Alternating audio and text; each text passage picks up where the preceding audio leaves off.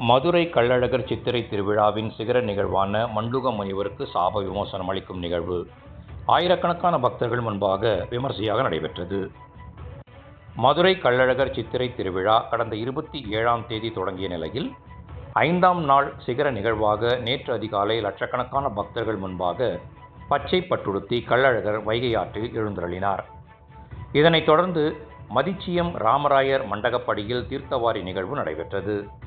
பின்னர் நேற்று மாலை முதல் இரவு வரை அண்ணா நகர் உள்ளிட்ட பகுதிகளில் உள்ள ஏராளமான மண்டகப்படிகளில் கள்ளழகர் தங்க குதிரை வாகனத்தில் எழுந்தருளிய பின்னர் இரவு வண்டியூர் வீரராகவ பெருமாள் கோவிலுக்கு சென்றடைந்தார். இதனை அடுத்து இன்று காலை வண்டியூர் வீரராகவ பெருமாள் கோவிலில் கள்ளழகருக்கு திருமஞ்சனம் செய்யப்பட்டு சைத்ரோபசாரம் நடந்தது. பின்னர் ஏகாந்த சேவையில் எழுந்தருளிய கள்ளழகர் பக்தர்களுக்கு அருள்பாலித்தார்.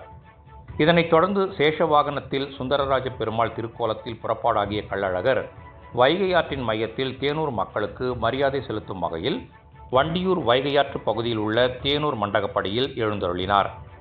பின்னர் தேனூர் மண்டபத்தில் உள்பகுதியில் சுந்தரராஜ பெருமாள் எழுந்தருளினார். பின்னர் சாப விமோசனம் அளிக்கும் நிகழ்வை எடுத்துரைக்கும் வகையில் தேனூர் மண்டகப்படி முன்பாக திருக்குளம் போன்ற வடிவமைக்கப்பட்டு நீர் நிரப்பப்பட்டு பூக்கள் மற்றும் மண்டூக முனிவரின் சிலை வைக்கப்பட்டு நாரை ஒன்று கட்டி வைக்கப்பட்டிருந்தது. பின்னர் கருட வாகனத்தில் எழுந்தருளிய சுந்தரராஜ பெருமாள் நாரைக்கு முக்தி அளிக்கும் வகையில் அங்கு கட்டப்பட்டிருந்த கொக்கு பூஜைக்கு பின்னர் பறக்க விடப்பட்டது. பின்னர் மண்டூக முனிவரின் உருவ மண் சிலைக்கு நம்மாழ்வார் திருமொழி பாடல் பாடப்பட்டு சாப விமோசனம் வழங்கும் பூஜை நடத்தப்பட்டது. இதனையடுத்து கருட வாகனத்தில் எழுந்தருளியபடி தேனூர் மண்டகப்படியை வலம் வந்த பின்னர் கள்ளழகர் அங்கிருந்து புறப்பாடாகினார். சுதபஸ் என்ற மகரிஷி சுந்தரராஜ பெருமாளை நினைத்து தியானத்தில் இருந்துள்ளார். சுதபஸ் முனிவரை காண துர்வாச முனிவர் வந்தபோது தவத்தில் இருந்ததால் சுதபஸ் முனிவர் துர்வாசரை கவனிக்காமலும் சரியாக உபசரிக்கவில்லை.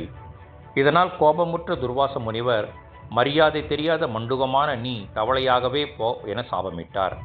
இதனால் சாபம் பெற்ற சுதபஸ் முனிவர் தாங்கள் சாப விமோசனம் தந்துள்ள வேண்டும் என துர்வாச முனிவரிடம் வேண்டிய போது வேதவதி என்ற வைகை ஆற்றில் தவம் செய்தால் அழகர் கோவிலில் இருந்து சுந்தரராஜ பெருமாள் வரும்பொழுது சாப விமோசனம் கிடைக்கும் என்று கூறியுள்ளதால் இந்த மண்டூக முனிவருக்கு சாப விமோசனம் அளிக்கும் நிகழ்வானது நடைபெற்றது என்பது குறிப்பிடத்தக்கது.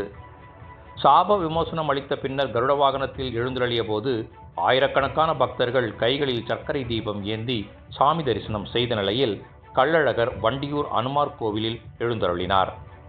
பின்னர் வைகை வடகரை மதிச்சியம் பகுதியில் உள்ள ராமராயர் மண்டகப்படியில் திருமஞ்சனம் ஆகிய பின்னர் இன்று நள்ளிரவு தொடங்கி விடிய விடிய தசாவதாரம் நிகழ்வு நடைபெறவுள்ளது.